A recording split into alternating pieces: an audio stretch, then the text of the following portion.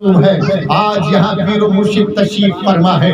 ہم دعوے کے ساتھ کہتے ہیں علماء اہل سنت کا یہ عقیدہ ہے کہ زندگی بھر کی عبادت کا صلہ مل جائے گا, زندگی بھر کی عبادت کا صلہ مل جائے گا. پیر کا دامن پکڑ لو تو خدا مل جائے گا, پیر کا دامن پکڑ لو تو خدا مل جائے گا. اور یہ وہ لوگ ہیں جن کی نگاہ کرم اور جن کا دریائے فیض ایسے جاری ہوتا ہے کہ جھولیاں سب کی بھرتی جاتی ہے, دینے والا نظر نہیں آتا. جھولیاں سب کی بھرتی جاتی ہے, دینے والا نظر نہیں آتا. یقیناً یہ جو سلسلہ ہے آج خلافت کا سلسلہ جو لے کر آئے ہیں, اس پر کچھ اہم بات محبت کے ساتھ آپ کی بارگاہ میں پہنچا کر پھر میں آپ سے اجازت چاہوں گا. درود شریف کے ورد فرما لے اللہم صلی علی سیدنا شفیعنا حبیبنا مولانا محمد مادن الجود والکرم ومعین المول الحکم بارک وسلم صلاۃ والسلام علیک یا رسول اللہ یا حبیب اللہ صلی اللہ تعالی علیہ وسلم. نقیب اہل سنت نے گفتگو فرمائی کہ آج پہلی تاریخ, آج پہلی تاریخ غوث پاک کی پہلی تاریخ, مہینے غوثیت کی پہلی تاریخ, غالباً پہلی تاریخ. اور آج اگر نبی کے ذکر کے ساتھ غوث پاک کا ذکر نہ ہو تو یہ ہماری عقیدت کو ناگوار ہو. حضرت مجدد الفسانی علیہ رحمت و رضوان جو صاحب اسرار ہیں, جو معرفت و طریقت و حقیقت کے واقف کار ہیں, آپ فرماتے ہیں کہ اس دنیا میں کوئی بھی انسان, کوئی بھی صاحب انسان, صاحب ایمان نبی سے فیض لینے کے لیے دو عظیم شخصیتوں کا محتاج ہے. جب تک وہ غوث کا وسیلہ اور علی کا وسیلہ پیش نہیں کرتا, اللہ کی طرف سے نبی کا فیض اسے نہیں ملتا, نہیں ملتا ہے. حضرات میں عرض کر رہا تھا, آئیے غوث کا فیض لیتے ہوئے غوث کی بات آپ کی بارگاہ میں رکھوں. حضور غوث پاک رضی اللہ تعالیٰ عنہ فرماتے ہیں کتاب کا نام ہے سر الاسرار, کتاب کا نام سر الاسرار, رازوں کا راز. غوث پاک فرماتے ہیں ان سائر العلوم الدین علی اربعۃ اقسام, تمام دین کے جو علوم ہیں, جو کچھ قرآن میں ہے, جو کچھ حدیث میں ہے, جو کچھ فقہ کی کتابوں میں ہے, جو کچھ تفسیروں میں ہے, چاہے وہ احکام ہو یا نواہی ہو, چاہے وہ فضائل ہو, چاہے وہ مناقب ہو, تمام علوم کو چار حصوں میں تقسیم کیا گیا. توجہ آپ کی, آپ خانقاہی لوگ ہیں, توجہ کے ساتھ سنیں, اہل محبت ہیں. چار قسموں میں تقسیم کیا گیا. غوث پاک فرماتے ہیں الاول ہے شریعت, پہلا کیا ہے؟ شریعت ہے. وَهُوَ ظاہر العلوم, اور شریعت کس کو کہتے ہیں؟ ظاہری علوم کو کہتے ہیں. پاکی ناپاکی کے مسائل, عقائد کے مسائل, احکام کے مسائل, منہیات کے مسائل, اس کو شریعت کہتے ہیں, ان علوم کو. آگے فرماتے ہیں وَبَاطِنُ الشَّرِيَّةِ یقال لها الطریقہ, اور شریعت کا جو اندر ہے, جو باطن ہے, اس کو طریقت کہتے ہیں. شریعت کے باطن کو طریقت کہتے ہیں. اور والثالث باطن الطریقہ وہی المعرفہ, اور تیسری کیا چیز ہے جو طریقت کا باطن ہے, طریقت کے اندر کی جو چیز ہے اس کو معرفت کہتے ہیں, اس کو معرفت کہتے ہیں. وَبَاطِنُ الْبَوَاطِنِ هُوَ الرَّابِعُ, چوتھا کیا ہے؟ باطن البواطن ہے, جو طریقت کا بھی اندرونی چیز ہے, اس کو حقیقت کہتے ہیں, اس کو حقیقت کہتے ہیں. یہی منزل ہے.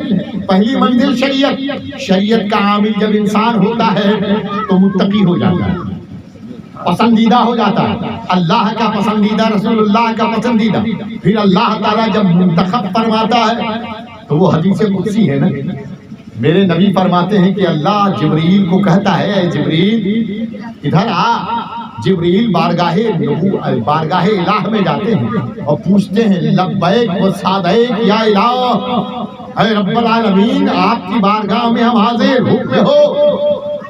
کہا جبریل میں فلاں ابن فلاں جو فلاں جگہ کا رہنے والا ہے میں اس سے محبت کرتا ہوں، بولیے سبحان اللہ۔ اللہ فرماتا ہے کہ اے جبریل میں چوپارن کے فلاں محلے میں رہنے والے فلاں ابن فلاں کو اس سے محبت کرتا ہوں۔ حضرت جبریل فرماتے ہیں مولا تو محبت کرتا ہے، میرے لیے کیا حکم ہے؟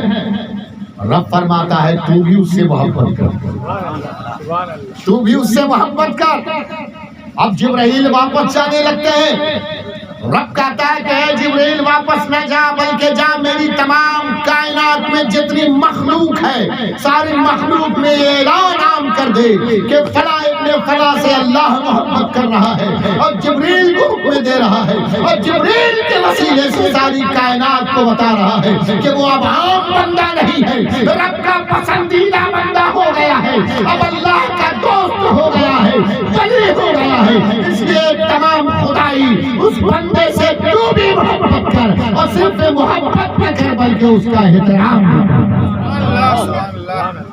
حضرات گرامی، مشہور واقعہ حضرت بشر حافی علیہ رحمۃ الرضوان کا، آپ بزرگ ہیں، آپ کو اللہ نے پسند فرمایا، آپ کے ایک عمل سے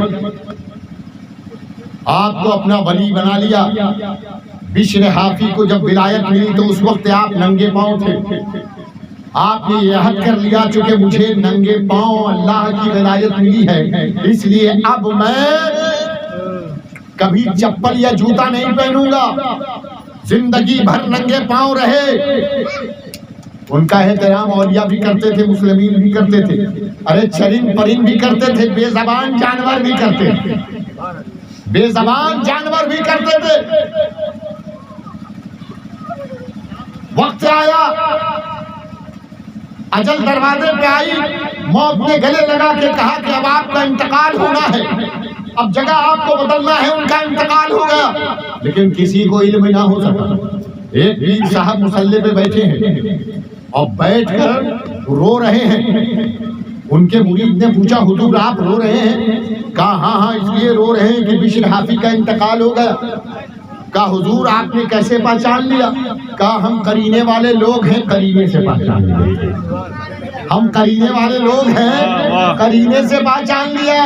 کہا کیسے پہچانا حضور؟ کہا دیکھتے نہیں سڑک پہ جو جانور جا رہا ہے، سڑک پر پیشاب اور پاخانہ کرتا ہوا جا رہا ہے، ارے بشر حافی جب تک زندہ رہے جانور بھی ان کا احترام کرتے رہے، وہ سڑک پر پیشاب پاخانہ نہیں کرتے تھے۔ ولی کے احترام میں مانے ہوا صرف آپ ہی کا دل ولی کی محبت کا مدینہ نہیں بنا ہوا ہے، پوری کائنات ولی کی محبت کا مدینہ بنا ہے۔ حضرات گرامی، میں عرض کر رہا تھا صاحب سجادہ تشریف فرما، انہیں خلافت ملی۔ میں اگر پوچھوں آپ کو خلافت کہاں سے ملی تو یہ کہیں گے بابا جان سے میں نے حاصل کی۔ پوچھوں ان کو کہاں سے ملی تو وہ کہیں گے اپنے دادا جان سے۔ ان سے میں پوچھوں تو وہ کہیں گے کہ میں نے مجھے خلافت ملی ہے سلسلہ تیغیہ سے۔ سلسلہ تیغیہ کو کہاں سے خلافت ملی تو وہ کہیں گے سلسلہ قادریہ سے۔ یہ سلسلہ بنا ہوا ہے، جب اس سلسلے سے آپ چلتے ہوئے کڑی در کڑی آگے بڑھیں گے، قدم سے قدم ملاتے ہوئے جب آگے بڑھیں گے تو یہ مکمل سلسلہ غوث پاک تک، اور غوث پاک سے ہوتا ہوا مولائے کائنات تک، اور مولائے کائنات سے ہوتا ہوا رسول پاک، مولائے کائنات سے ہوتا ہوا رسول پاک سے۔ لیکن یہ خلافت ہے کیا؟ یہ خلافت ہے کیا؟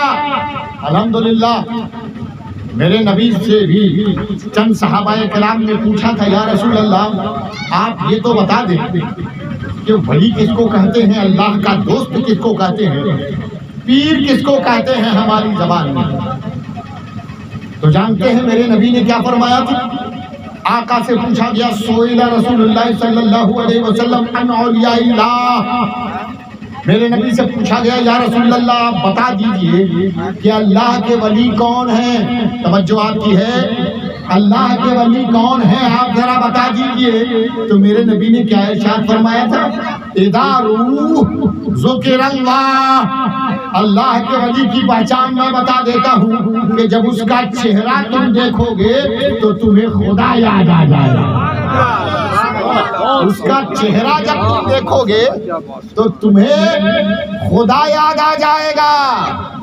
اب دیکھ لو کہ جو اہل سنت والجماعت کے علماء ہیں، جو خلفاء ہیں، جو مشائخ ہیں، ان کا چہرہ دیکھ کر تم بتا سکتے ہو یہ چہرہ جو دمک رہا ہے یقیناً دل میں ایمان کی شمع روشن ہے، ایمان کی شمع جل رہی ہے، اسی کی لائٹ ہے جو چہرے سے آیا نظر آ رہا ہے۔ حضرات گرامی، لیکن یہ خلافت ملی کیسے یہ بھی بتانا ضروری ہے، اور حضرت سے مجھے فیض بھی لینا آیا، یہ خلافت ملی کیسے یہ بات بتاتا چلوں۔ اور معراج کا نام سنا ہے آپ نے؟ معراج کا نام سنا ہے؟ آج ہمارے نوجوانوں سے پوچھا جاتا ہے کہ معراج کا نام سنا ہے؟ تو ہمارے نوجوان اپنے دوست معراج کو بلا کے لے آتے ہیں کہ بابو بھائی کا بیٹا معراج آؤ، مولانا صاحب تمہیں ڈھونڈ رہے ہیں۔ ایسا کیوں ہے؟ اس لیے ایسا ہے کہ نالج، اسلامی نالج ہمارے نوجوان حاصل نہیں کر پا رہے ہیں، اور آج کی اہم ضرورت یہ ہے کہ نبی کی ذات کو سمجھنے کے لیے نبی کی بات کو سمجھنا ہوگا، ان کی سیرت کو پڑھنا ہوگا، اسلامیات کو پڑھنا ہوگا۔ صرف قرآن کی تلاوت کر لینے سے کام نہیں چلے گا، قرآن کا معنی بھی سمجھنا ہوگا اور حدیث کے الفاظ کو بھی جاننا ہوگا۔ حضرات، میرے نبی پاک صلی اللہ علیہ وسلم معراج کو تشریف لے گئے۔ کب معراج کو تشریف لے گئے؟ ہجرت سے 1 سال قبل۔ آپ 5 وقت کی نماز پڑھتے ہو نا؟ یہ کہاں کا تحفہ ہے؟ ہمارے نمازی کہیں گے معراج کا تحفہ ہے، معراج کا تحفہ۔ ان سے پوچھئے کہ آپ کو 5 وقت کی نماز جو ملی ہے نبی کے صدقے سے، نبی نے لا کے دیا، تو کیا وہاں 5 وقت کی نماز نبی کو ملی تھی؟ تو کہیں گے نہیں، 50 وقت کی نماز ملی تھی۔ کہا باقیہ 45 وقت؟ تو کہیں گے حضرت موسیٰ علیہ السلام سے ملاقات ہوئی، انہوں نے کہا کہ 5 کم کراتے جائیے اور 5 ہی رکھیے، آپ کی امت بہت کمزور ہے، 5 سے زیادہ پڑھ نہیں پائے گی۔ اللہ اللہ، نظر دیکھیے حضرت موسیٰ کی۔ موسیٰ نے کہا آپ کی امت پڑھ نہیں پائے گی، یہ کب کی بات ہے؟ موسیٰ کا وصال ہو چکا ہے، اللہ کی رحمت میں جا چکے ہیں، آسمان پہ ملاقات ہے، اور اس کے باوجود میرے نبی کو بتا رہے ہیں کہ آپ کی امت کمزور ہے، 50 وقت کی پڑھ نہیں پائے گی، کم کرائیں۔ یہی رک کر ایک بات میں کہوں، جب موسیٰ میرے نبی سے رتبے میں، مرتبے میں چھوٹے ہیں، اور میرے نبی کے آنے والی امت، موجودہ امت کے حال احوال سے باخبر ہو سکتے ہیں، جان سکتے ہیں، تو بتاؤ میرے نبی جو تمام نبیوں کے آقا ہیں وہ کیوں نہیں جان سکتے ہیں؟ جب غلام کا یہ عالم ہے تو آقا کا عالم کیا ہے؟ حضرات، انہوں نے کہا کم کرائیے، 45 وقت کی نماز کم ہو گئی، 1 مہینے کا روزہ رہا، 6 مہینے کا روزہ ملا تھا، 1 مہینے کا رہ گیا۔ میرے نبی چلنے لگے تو کہا مصطفیٰ یہ تو تحفہ تھا، ابھی خلافت ہم نے دی کہاں ہے؟ اللہ اللہ، ہم نے خلافت دی کہاں ہے؟ جاؤ جنت کی سیر کرو۔ مصطفیٰ چلے گئے جنت کی سیر میں، ساتھ میں جبریل امین ہے، خادم کی حیثیت سے، میرے آقا مخدوم کی حیثیت سے، یوں کہیے مرشد اعظم میرے آقا ہیں، اور ان کے خادم حضرت جبرائیل ہے۔ یہی وجہ ہے کہ درود تاج میں ہم پڑھا کرتے ہیں کہ نبی کا خادم کون؟ جبرائیل امین، جو تمام فرشتوں کا سردار، تمام فرشتوں کا سردار جب میرے نبی کا خادم ہو سکتا ہے تو میرے نبی کسی انسان کی طرح کیسے ہو سکتا ہے؟ ساتھ میں حضرت جبریل امین ہے۔ نبی جنت میں گئے، دیکھا ایک خوبصورت محل ہے جو چاند سے بھی زیادہ چمکدار ہے، روشنی اس سے پھوٹ رہی، لیکن محل پہ تالا لگا ہوا ہے، گیٹ بند ہے۔ اب جب دیکھا محل کو تو آپ نے کہا کہ یہ کس کا محل ہے؟ حضرت جبرائیل خاموش، چونکہ جن کو معلوم نہیں وہ بڑوں کے سامنے خاموش. یہ اصول ہے، معلومات جن کو نہیں وہ بڑوں کے سامنے خاموش. اور اگر پوچھنا ہو تو بڑے ادب سے پوچھتے ہیں. آج کل ہمارے کچھ ایسے نوجوان ہیں جو ذرا مرا جانتے ہیں تو امام صاحب